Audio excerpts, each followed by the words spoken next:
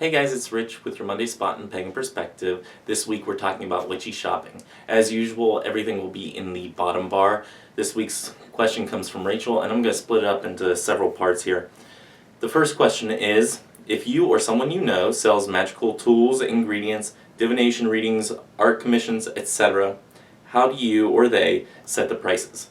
I know that if it is your sole source of income, which it isn't for me, that you usually take what it costs for you to get that item, or the cost of materials, and then the cost of your time that goes into it, and a little bit extra on top of that in order to make your profit margin. So basically that's the basic schematics of how you set your prices. As you guys know, if you watch my personal channel, I do have a website, christopaganism.com, and it has a store. I will leave a link down in the bottom bar. There isn't much in the store right now, but hopefully in the future I can get more and more items in the store. I actually use a drop ship wholesaler that will ship out the product for me, all that stuff, yada yada yada. And basically what I do is I take the price that it costs for me to buy it from the wholesaler and to ship it, and that's basically what you pay plus a couple dollars here and there, and that just keeps the website up and running. I don't really see a profit from it. It's not my sole source of income. It's not anything that I actually see a profit from. So for me, that's how I set my prices. Plus, I like to keep things a little bit on the cheaper side because I know how it is whenever you really want something for your practice and you can't really afford it because everybody tries to make a lot of money on their products. Basically, I try to keep things pretty cheap. Next question is, if you buy these kinds of things, how do you decide whether a price is fair and / reasonable? The way that I see a price as being fair and reasonable is basically if the quality is there, if the materials are a good quality, if it's something that is if it is something that is unique, that hasn't been mass produced, then you're paying for that unique factor. You're paying for that artisan's time, the money that went into the materials, the expertise that the artisan has, stuff like that. Now for readings it's a little bit different. You're paying for the interpretation, the knowledge base that the person has gone through in order to be proficient at that reading. So that's how I decide whether a price is fair or not. And the third question is, how much does price matter relative to other factors such as material sources or seller reputation reviews? Okay, whenever it comes to seller reputations, I put a lot of stock into it depending on the item. If the item is something that is mass produced, then I really don't care about the individual's reputation because they got it the same way that everybody else gets it.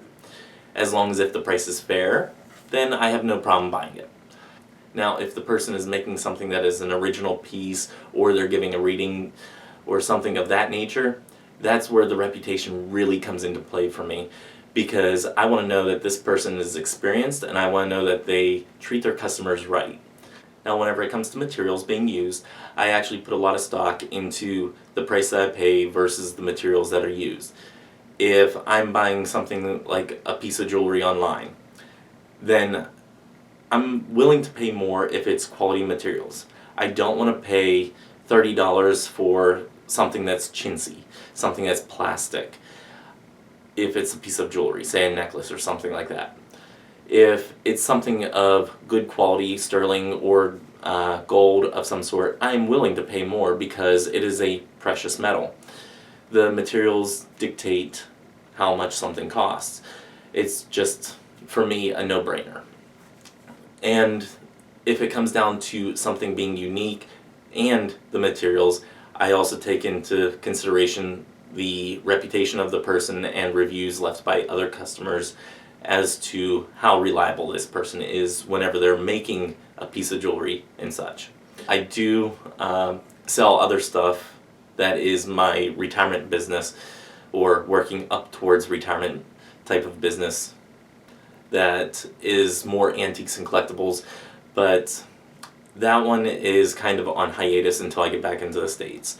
So that one is completely different, and whenever I come by a magical type of item such as a mortar and pestle and stuff like that, I have bought a huge mortar and pestle that has a piece in the center, and I'll have to show it to you guys whenever I get back to the States because I absolutely fell in love with this. And I was willing to pay more for it because I've never seen one like it, and it was in fantastic condition.